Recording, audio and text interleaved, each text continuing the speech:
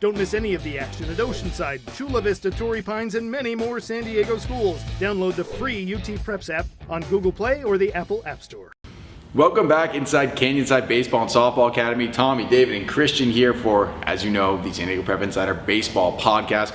We've got our top 10, we've got some game balls, and we've got a playoff edition, or a playoff preview edition of Fair or Foul, so we're pretty excited about that. David first, top 10 as always. All right, drum roll. LCC number 1 for the 4th week. Eastlake number 2. Granite Hills number 3. Vista moving up to number 4 for me this week. RB dropping down to number 5. Santana number 6. Cathedral number 7. Grossmont 8. Poway 9. And Madison going to stick in the top 10 for me for one more week at number 10. And I think this might be the biggest differential we've had in our top 10s. I'm going to start back first, starting with number 10, Poway. Number 9 is Torrey Pines. Number 8, Helix. 7, Cathedral. 6, Santana. 5, Granite Hills. 4, RB. 3, Vista. 2, LCC. And my number 1 team for, I don't even know how many weeks in a row now, is Eastlake. And I think they're going to be stuck there for a while because on their schedule, it's pretty smooth sailing until you get to the playoffs, guys. So, before we get to the playoffs, obviously, last couple weeks, speaking of last week, Christian, who had a good one. Let's get out some game balls here. Yeah. We're going to start with Russell Grant from Oceanside through 6 shutout innings with 8 Ks to get the W against Ramona. Oscar Ramirez from Hilltop, he went 4 for 4 with an RBI and 2 runs scored to get the win over Chula Vista. Michael Cortez from Claremont, 2 for 2 with 2 RBIs in a 5-4 win over Sarah. So just barely edging him out there. That's kind of clutch. Bryce Bushner from Sage Creek, 2 for 4 with 2 RBIs, 1 run scored, and get this, 4 stolen bases against El Camino. Getting on base twice and having 4 stolen bases, not too shabby. It's like an automatic triple. Exactly. And then Philip Huber from Point Loma, 2 for 4 with a round trip dinger against University City in their win against them. Nice. All right, I got a junior themed game ball week for you guys. Adrian Collazo, junior at Ramona. He's 36 for 86 this year. That's a 419 average. Nicely done. Ari Gerber, Santa Fe Christian. He's hitting 377, got 26 hits in 24 games. Those guys have a 16-8 record this year, another good season for them. Blake Wagenseller, he was 1 for 3 in the W against RB. Last week they scored 6 runs against that team, and he has 19 runs in 25 games this year, so he's basically been one of their spark plugs.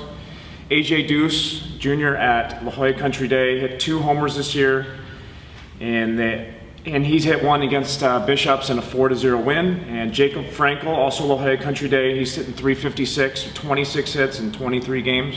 Also got a 5-0 record with a 1.95 ERA. Frankel's pretty nasty from the left side of that mound, getting those Ks. Also, small little side note on Deuce, I've seen him now get multiple hit-by-pitch RBIs.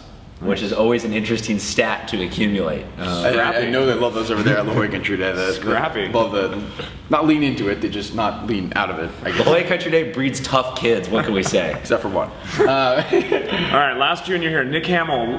He's at La Jolla, he's a pitcher. He's 7-1 with a 1.99 ERA, having a great season. And I wanted to throw one last quick game ball out to a team effort. Mira Mesa, after a 2-win season last year, they're 16-8 this year. Led by pitchers Zach Seegers, Sammy Huber, and closer Michael Bovey. That's a heck of a turnaround right there. I mean, since I may be a Coach of the Year candidate right there over at Mira Mesa.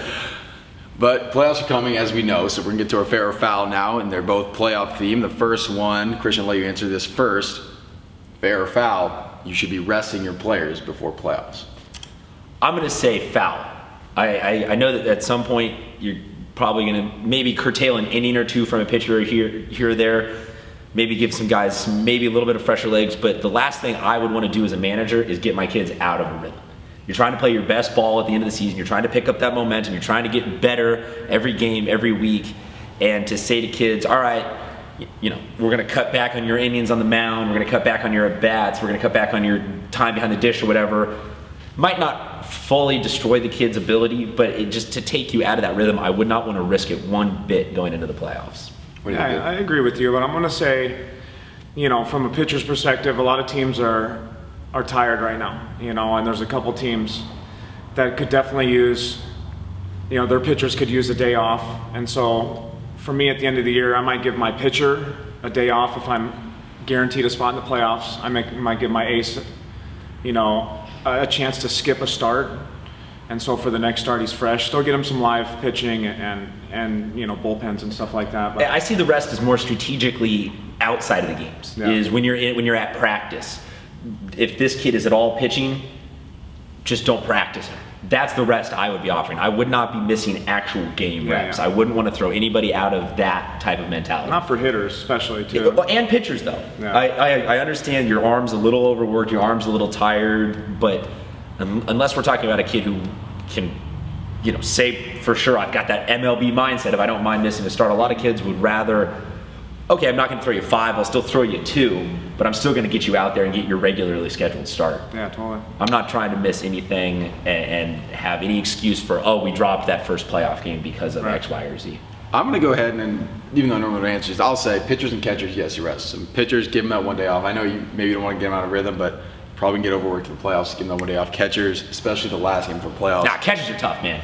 Catchers are tough. Nah. No catcher in his No. right mind will ever take a day off. Better than Neeson. Put him at first base for a game. Give him that. I don't know. Okay. Yeah, have fun. Put someone else behind the play. Maybe it might be a little wild for that game. That's okay. And our second fair or foul, guys. You get in the playoffs. Is that fair or foul? Seeding doesn't matter once you're in the playoffs. I'm going to say foul. Okay. It does matter a little bit. It's not the end-all, be-all. Baseball is one of the sports that is maybe a little less dependent upon seedings than other sports in the playoffs because you just have to know your formula. This is the right pitcher for us to beat anybody. This is the right lineup for us to beat anybody. But if I'm going into the playoffs right now, I'm still jonesing for a higher seed than the team I'm playing against. There is a small element of that perception of, we are the higher seed. We can be a little more comfortable. We get a home game. Things like that. It can be tough to go into the playoffs and look at your entire route through the playoffs and say, wow, we have to play 5 or 6 road games that will become increasingly further and further away from our school to get to a championship. And that can be a little daunting. You're right that once you get in the playoffs, you're in, and you really shouldn't have anything to complain about that because you're still playing baseball, but I would at least be worried about getting a high enough seed to have a home game. Yeah, I would say that helps because the seeding, definitely pairs you up with certain teams, and you could possibly get a better game, matchup if you're a higher seed. But I'm going to say that the seeding doesn't matter. I'm looking to just get into the playoffs. If my team gets in, any team can get hot. Kind of like Christian's saying, yes, it matters, but if my team gets hot and we go on a roll, we could grind through those playoffs, winning 3, 4, 5, 6 games in a row easy, and stay on a good winning streak. What I like about that mentality is that there are certain teams that play really well with a chip on their shoulder. There are certain teams that show up saying, okay, you've been doubting us all season long, and we've just been getting better and better, and now you're going to put us as the 10 seed? Yeah. Fine. Yeah, like we'll go Madison. dethrone anybody. Yeah, exactly. That's a great example right there. Poway, they're playing really good ball at the end of the year. This could do well, bode very well for them in the playoffs. I would say in any other sport, it doesn't matter what baseball it does, just because there is a pure advantage of being home because you get it second. Yeah. I would say in any other sport, doesn't matter. But in baseball, I'll go ahead and say it doesn't matter. Some teams like to hit first. Some teams like to get up there, get their run. If they feel like the top 3 in our order can generate a run, let's get on the board first. Let's set the tempo. So I would disagree with you on that point that getting to hit second is always the advantage, because some teams just need to get that first run from their first inning to say, hey, okay, we don't have to be nervous now for the whole game. We're on the board. I just have a really good fair or foul for next week after you said that. Okay. Fair or foul, home team should get to choose if they hit first or second. Ooh. That'd be kind of crazy. Anyway, so that's all we have for today and this week. Next week we'll be back, and it'll be playoff time. So one thing you got to watch out for, we will have a pick'em game that will be available once all the seeds come through. So check that, play the game, compare with your friends. See if you can beat any of us. See if you can beat any of us. We'll be posting our picks up there as well, and we will see you